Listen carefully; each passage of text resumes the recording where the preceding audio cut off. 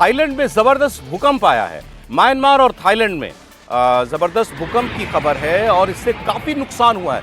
और ये देखिए पूरी की पूरी इमारत जो है धराशायी हो गई देखते ही देखते। बहुत बहुत नुकसान दिखाई दे रहा है। 7.7 रिक्टर स्केल पर इसकी तीव्रता थी।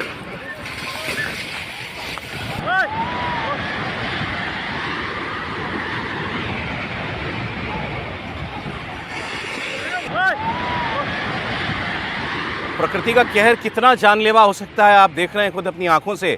बैंकॉक में, थाईलैंड में जो भूकंप आया उसके नुकसान की तस्वीरें आप देख रहे हैं। और एक बिल्कुल इमारत खड़ी थी, काफ़ी ऊंची इमारत, देखते ही देखते ढह गई।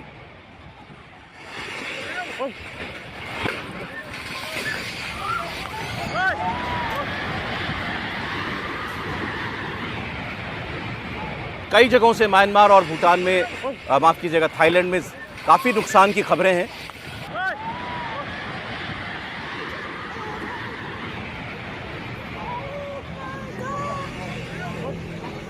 और जो आप दूसरी तस्वीर देख रहे हैं, ये एक इन्फिनिटी स्विमिंग पूल ऊपर बना हुआ था बिल्डिंग के ऊपर। वहाँ से पानी ऐसे नीचे गिर रहा है, इससे अंदाज़ा लगता है कि धरती कितनी हिली होगी।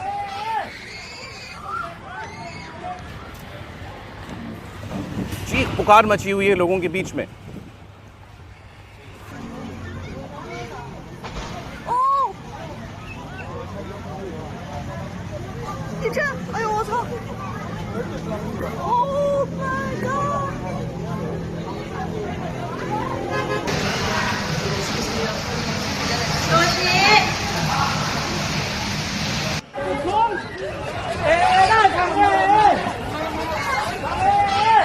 आपको बता दें, तस्वीरें आप थाईलैंड की देख रहे हैं, जहां अब से थोड़ी देर पहले भूकंप आया 7.7 जिसकी तीव्रता थी। और एक पूरी इमारत ढह चुकी है। दूसरी ओर आप देख रहे हैं कितना तेज ये भूकंप रहा होगा। स्विमिंग पूल आमतौर पर कई इमारतों के ऊपर आजकल बनाए जाते हैं, होटल वगैरह में। वहां से ऐसे पानी बह रहा है नीचे, उससे अंदाजा लगता है कि जैसे कोई प्याला छलका दिया जाता हो, ऐसे पूरी इमारत हिली और उसके बाद पानी नीचे गिरने लगा।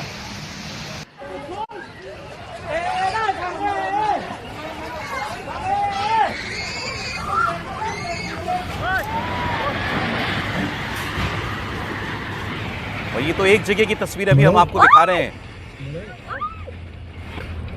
इतने बड़े हिस्से के अंदर इससे नुकसान पहुंचा होगा, उसकी डिटेल कुछ वक्त में आएगी।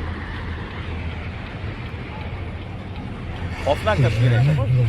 बैंकॉक को यदि आप देखें, मैं बैंकॉक गया, बैंकॉक में ऊंची इमारतों का शहर है।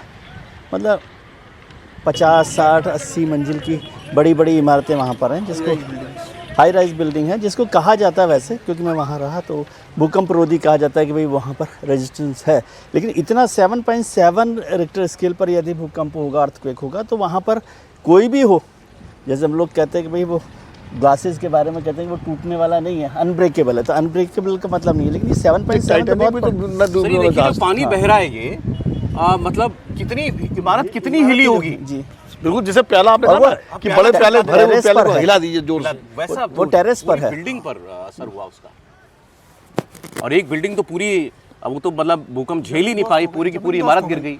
इसमें इसका मतलब है कि रिक्टर स्केल जो केंद्र है वो भी आसपास ही होगा। मतलब म्यांमार और मिले हुए बैंकॉक दोनों जगह पर हो रहा, थाईलैंड में है, तो इसका मतलब इसके बीच कहीं पर उसका वो रहा होगा, सेंटर जो है, एपिक सेंटर जो है।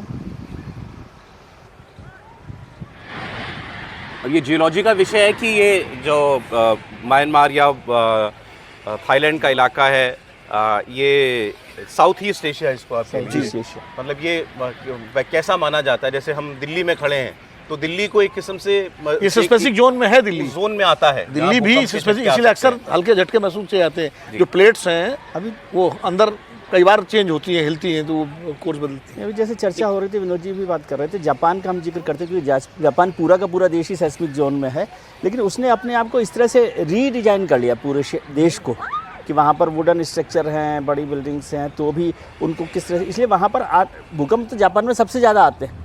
ऑलमोस्ट हर हफ्ते 2 हफ्ते में कोई ना उन्होंने कोई, भूकंप को लेकिन तो उन्होंने उन्होंने अपना उसको जीवन उस शैली तरह का से हिस्सा डिजाइन बना कर लिया है और शैली कर ली है। लेकिन ऐसे शहर में ऐसी जगह आ जाए भूकंप, जैसा आपने बताया, जहाँ हाई राइज बिल्डिंग्स बहुत हाई राइज, और बैंकॉक जो है ना बहुत ही डेंस शहर है।